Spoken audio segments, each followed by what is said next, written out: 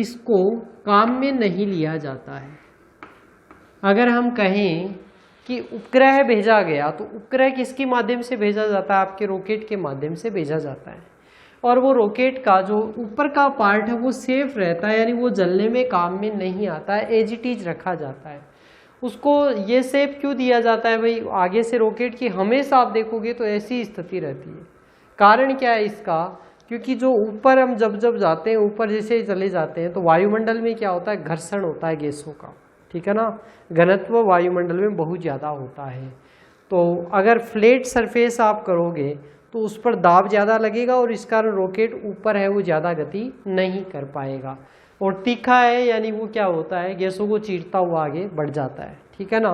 अच्छा, इसके बाहर जो पदार्थ मटेरियल यहाँ पर काम में लिया जाता है वो इस प्रकार की मेटल ली जाती है काम में कि घर्षण से इस पर कोई प्रभाव ना पड़े।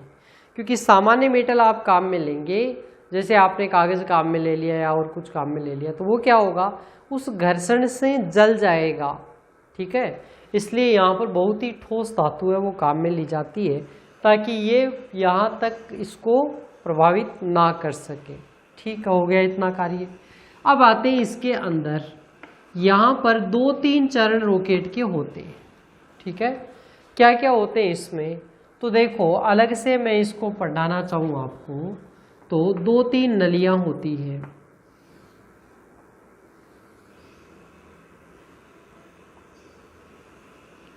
अच्छा जी, आप ईंधन जलाते हैं तो क्या करते हैं सर्दियों में?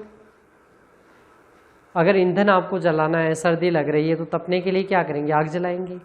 आग जलाने के लिए किस किस चीज़ की आवश्यकता होती है? तो आप कहेंगे सर सिंपल है, पता नहीं आपको?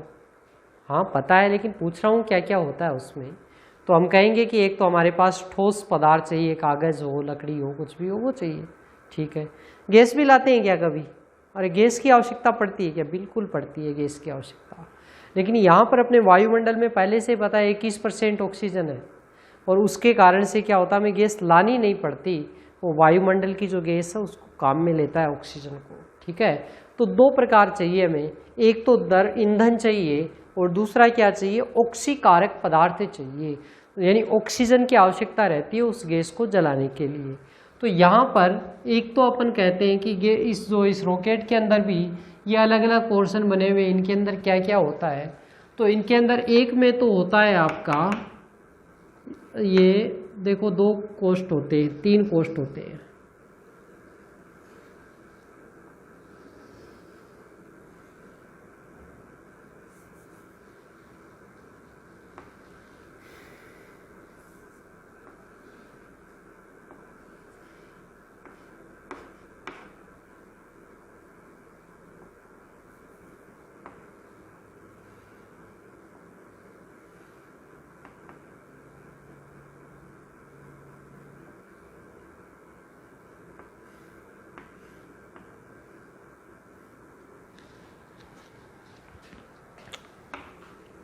यहाँ पर ये होता है ऑक्सीकारक,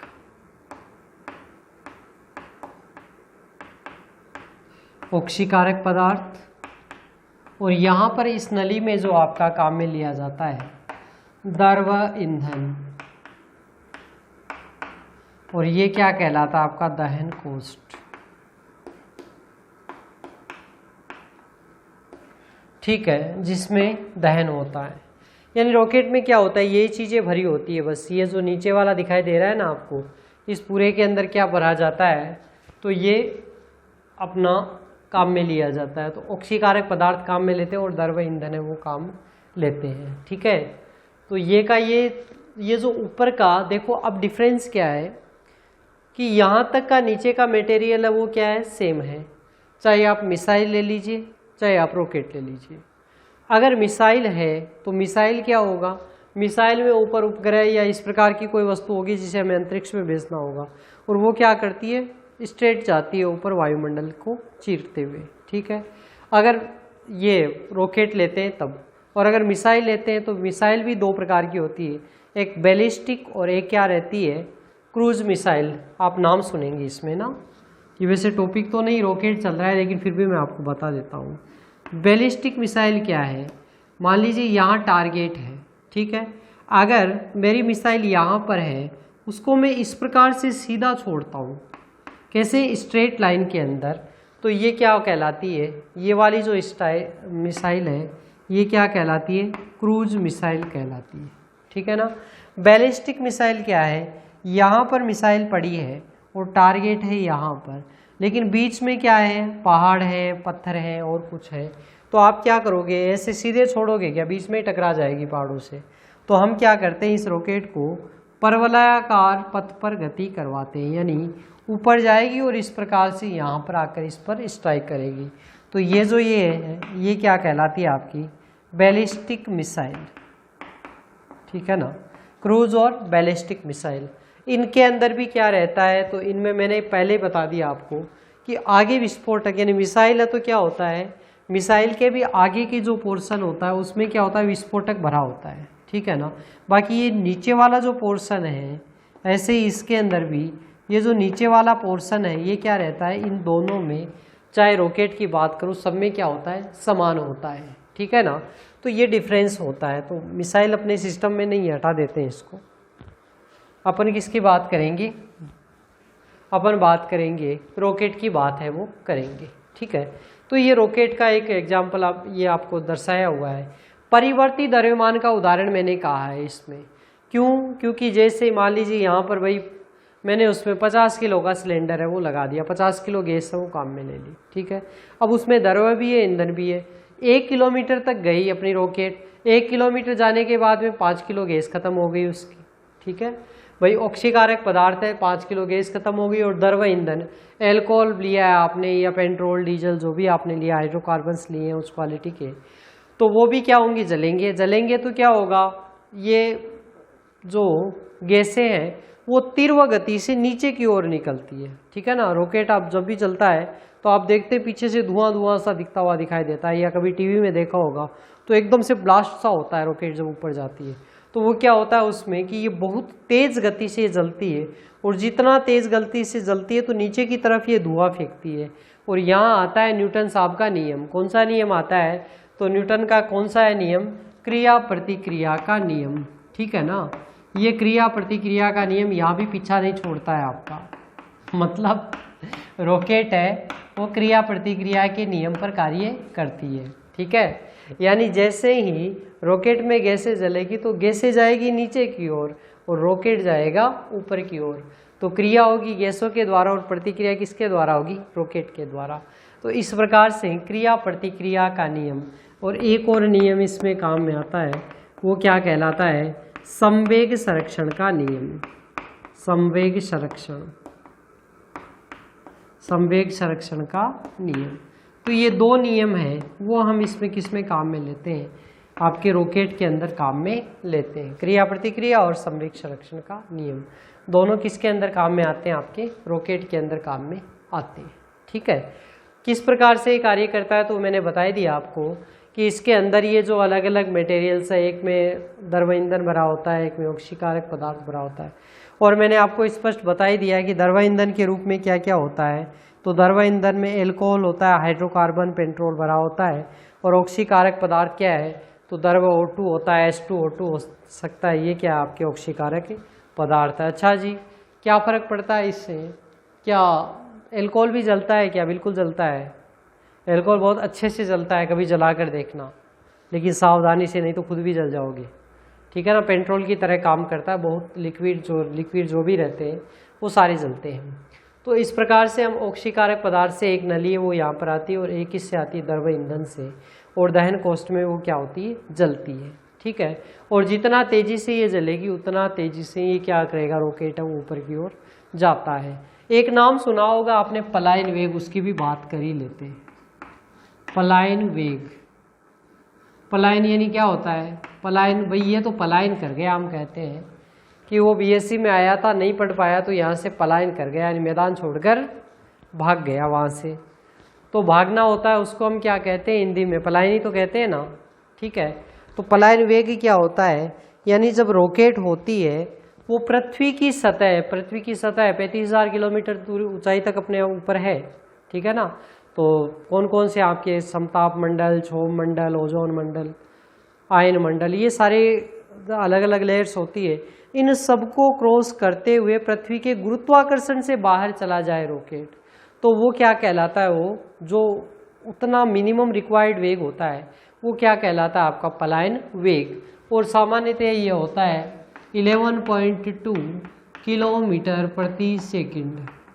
ये इतना वेग जब रॉकेट का होता है उस कंडीशन में आपका रॉकेट है वो पृथ्वी की सतह से बाहर जा सकता है, ठीक है ना। तो ये क्या कहलाता है, आपका पलायन वेग कहलाता है। ओके, तो इस पलायन वेग की जब हम बात करते हैं तो क्या रॉकेट पार कर जाता है क्या, तो सबसे जो शुरुआत में रॉकेट की जब परीक्षण किए गए तो ये संभव नहीं हुआ, क्योंकि इसमें अगर एक स्ट्रक्चर रखते हैं, अब भाई मान लो आजकल क्या होता है बहुचरणीय रॉकेट की आवश्यकता, तो देखो ये क्वेश्चन इस प्रकार से भी आ सकता है कि बहुचरणीय रॉकेट की आवश्यकता क्यों होती है। बहुचरणीय रॉकेट, बहुचरणीय रॉकेट की आवश्यकता क्यों होती है, बहुचरणीय रॉकेट क्या होता है, क्यों आवश्यकता इसकी पड़ती है। तो बहुचरणीय रॉकेट यानी उसके बहुत सारे चरण होते हैं। बहुत सारे चरण यानी एक पार्ट, ये दूसरा पार्ट, ऐसे ही ये तीसरा पार्ट। क्या स्थिति रहेगी, जैसे ही क्षोभ मंडल आएगा ये पार्ट खुलकर नीचे गिर जाएगा, इसका समताप मंडल आएगा ये वाला भी नीचे गिर जाएगा, आयन मंडल आएगा ये भी नीचे गिर जाएगा, और जब पृथ्वी की सतह से बाहर जाएगी तो केवल इतना ही पार्ट उसका रहेगा, ठीक है। तो ये क्यों काम में लेते हैं, अपने पास में एक गैस का सिलेंडर जो घरों में काम में लेता है कितना रहता है, 16 किलो का रहता है लगभग, ठीक इतना ही रहता है, 16 किलो उसके अंदर गैस है वो आती है। अब उसको अगर आप कॉमर्शियल लेते हैं तो उसमें ज़्यादा गैस आएगी। अब मान लीजिए इंडस्ट्रीज में चाहिए तो वो और भी बड़े गैस के सिलेंडर होंगे, यही होता है सामान्यतः। अब मान लीजिए यहाँ पर पृथ्वी की सतह से बाहर जाने के लिए आपको दो चीज़ चाहिए, द्रव ईंधन और ऑक्सीकारक पदार्थ। द्रव ईंधन है ये चाहिए आपको 100 टन, ठीक है, और ऑक्सीकारक पदार्थ है ये आपको चाहिए 50 टन। अब 100 टन है, मान लो आपने उसको लिक्विड भी कर लिया, फिर भी इतना भरने के लिए आपको वो तो चाहिए होगा, उसमें भाई कंप्रेसर और कुछ सिलेंडर टाइप चाहिए होगा ना, नहीं तो रखोगे कैसे, हवा में तो रखोगे नहीं। और ऐसे ही ऑक्सीकारक पदार्थ उसको भरने के लिए भी चाहिए, द्रव O2 हो चाहे। तो इनको रखने के लिए फिर हमें क्या करना पड़ता है, सिलेंडर रखना पड़ता है। लेकिन एक बात सोचो कि यहाँ पहुँचते पहुँचते उसके पास गैस कितनी है, उसके पास गैस तो है 1 टन, और सिलेंडर कितना का ले रखा है उसने, 100 टन का। कितना बड़ा सिलेंडर वो ढो रहा है बेचारा, ठीक है। और इसका विपरीत प्रभाव क्या पड़ता है, क्योंकि भार है उसको ढोने के लिए ताकत तो चाहिए। भाई आपको कहे कि 5 किलो का ले जाओ ये बस्ता है, या 5 किलो सामान है ये ले जाओ, और एक कहता है कि कोई 50 किलो का सामान है, बोले ये लेकर जाओ, तो ताकत तो चाहिए ना शरीर में, ऊर्जा लगेगी। यानी हम कहें कि ये क्या कर रहा है, ये पहले से ही परेशान है, क्योंकि इसको क्या करना है, अपने जो आयन मंडल है उससे बाहर जाना है, पृथ्वी के गुरुत्वाकर्षण इसके पीछे लगा हुआ है और नीचे आग लगी हुई है, तो ये गुरुत्वाकर्षण से बाहर जाना चाहता है।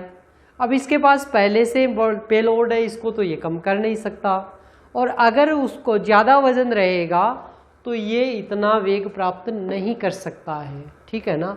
इसलिए जो हमारे को 100 टन चाहिए इसको हमने 2-3 पार्ट्स में कर दिया। हमने कहा कि भाई एक काम करो, पहले 30 टन ले लो, फिर 35 टन ले लो, या 35 टन ले लो, और अंतिम वाला 30 टन ले लो, ठीक है।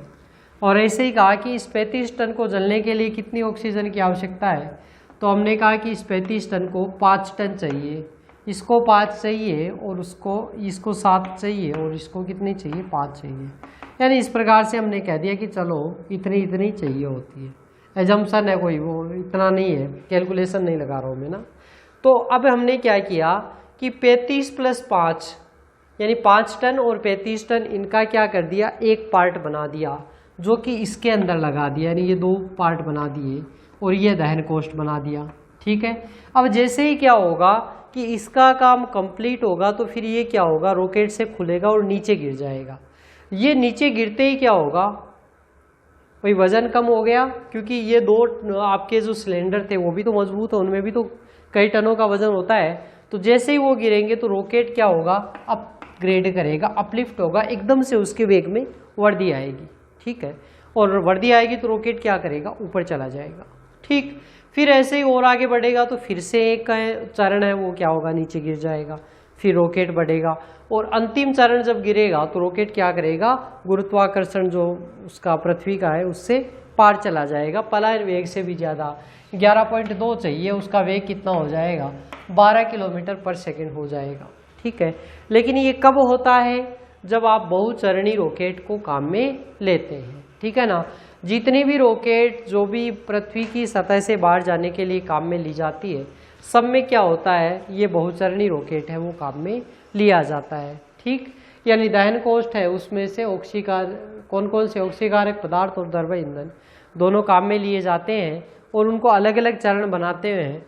जब जहाँ आवश्यकता पड़ती है तो वो चरण होता है वो कंप्लीट हो जाता है, और कंप्लीट होते ही फिर क्या होता है, उतना पार्ट खुलकर नीचे गिर जाता है। तो जैसे ही पार्ट नीचे गिरेगा तो ऐसे ही आपका रॉकेट है वो वृद्धि करेगा। ठीक है, तो ये मैंने क्या बताया आपका, रॉकेट का सामान्य जो सिद्धांत है वो बताया है, और इसकी बहुचरणीय रॉकेट की आवश्यकता क्यों होती है वो मैंने आपको बताई। ठीक है, तो रॉकेट की संरचना आ गई, बनावट आ गई, और इसका जो बहुचरणीय रॉकेट की आवश्यकता क्यों होती है अलग से क्वेश्चन हो गया। तो रॉकेट का सिद्धांत क्या है भाई, परिवर्ती द्रव्यमान का उदाहरण है, न्यूटन का तीसरा नियम और संवेग संरक्षण का सिद्धांत। संरचना में कितने कोष्ठ होते हैं, तो 3 चाहिए अपने को, एक द्रव्य ईंधन के लिए, एक ऑक्सीकारक पदार्थ के लिए, और एक क्या होता है, दहन कोष्ठ के लिए। तो कुल मिलाकर कितने हो गए, 3 कोष्ठ है वो काम में लेते हैं, और जो दोनों कोष्ठ है वो नली द्वारा किससे जुड़े होते हैं, तो ये दोनों कोष्ठ है वो किसके द्वारा जुड़े होते हैं, आपके दहन कोष्ठ से जुड़े होते हैं। ठीक है, ये हो गई इसकी संरचना। अब आती है इसकी क्रिया विधि।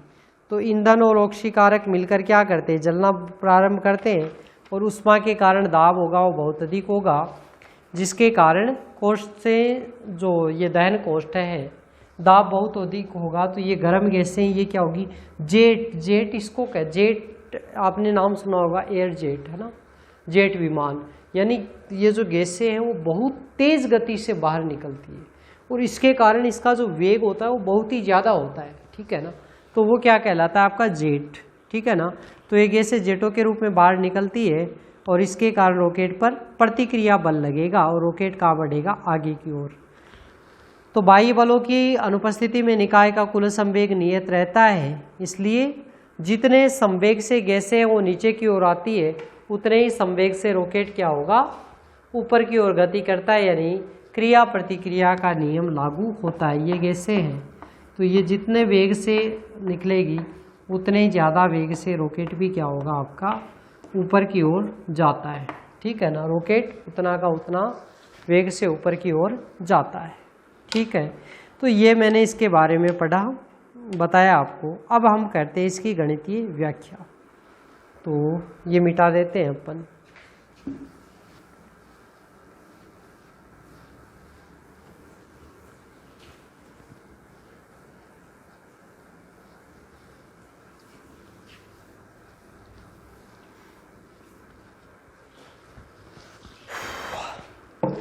तो प्रारंभिक समय होता है और उस समय मानते हैं कि रॉकेट का कुल द्रव्यमान कितना है, m0 है, यानी t बराबर 0।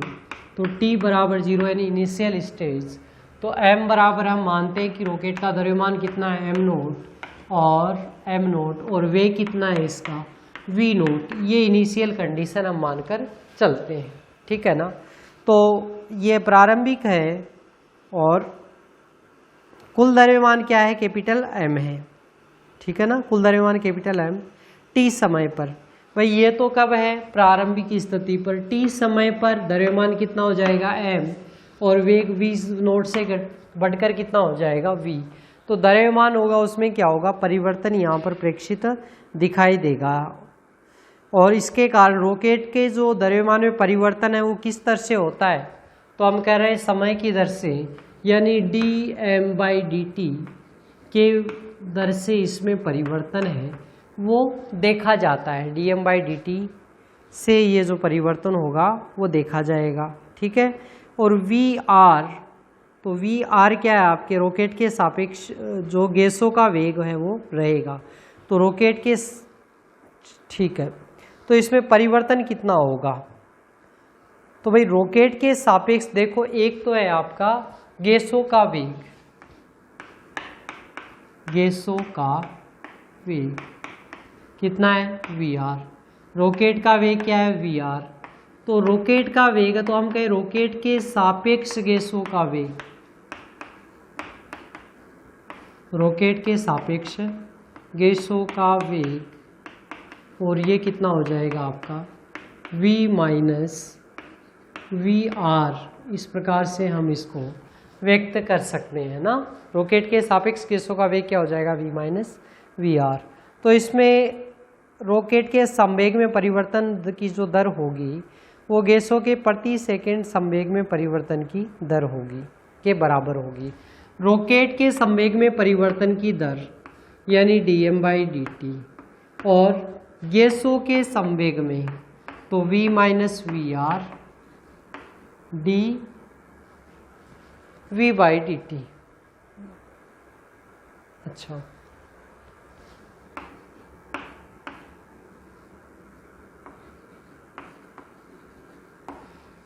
हम ये कहना चाह रहे हैं कि देखो रॉकेट के संवेग में परिवर्तन की दर होगी वो किसके बराबर होगी, तो गैसों के वेग द्रव्यमान में परिवर्तन की दर, द्रव्यमान में ये परिवर्तन और वेग क्या हो गया ये, तो ये भी संवेग में परिवर्तन की दर के बराबर ही होगी, ठीक है ना। अरे भाई सीधी बात क्या है कि एक आपके पास रॉकेट है, रॉकेट में क्या है, गैसें ही तो भरी है, तो गैसों में जितना परिवर्तन होगा उतना का उतना किस में होगा, रॉकेट में होगा। तो ये रॉकेट का संवेग क्या है mv है, तो इसको हमने रॉकेट से कहा और ये किसके लिए काम में लिया है, गैसों के लिए काम में लिया है। dm/dt सामान्यतः आप जब भी देखते हैं तो द्रव्यमान में परिवर्तन नहीं होता है, यानी dm/dt कहीं भी देखेंगे तो आपको 0 मिलता है, लेकिन रॉकेट के सापेक्ष ऐसा नहीं होता, रॉकेट में इसमें परिवर्तन होता है, ठीक है। तो इसको सॉल्व कर लेते हैं, तो इसका कितनी बार अवकलन हो जाएगा, यानी एक बार dm/dt v बाहर आ जाएगा और एक बार क्या कह देंगे आप m dv/dt, इस प्रकार से परिवर्तन हो जाएगा। दूसरी तरफ देखेंगे तो v dm/dt minus vr dm/dt, ठीक है।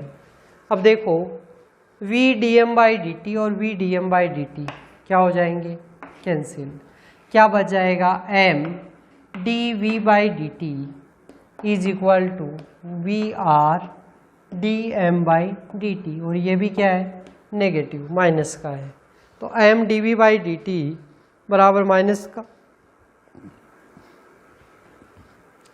vr dm/dt, इस प्रकार से हम इसको व्यक्त कर सकते हैं। अब dt dt दोनों तरफ है, कैंसिल कर दीजिए, तो क्या मान शेष आपका आ जाएगा,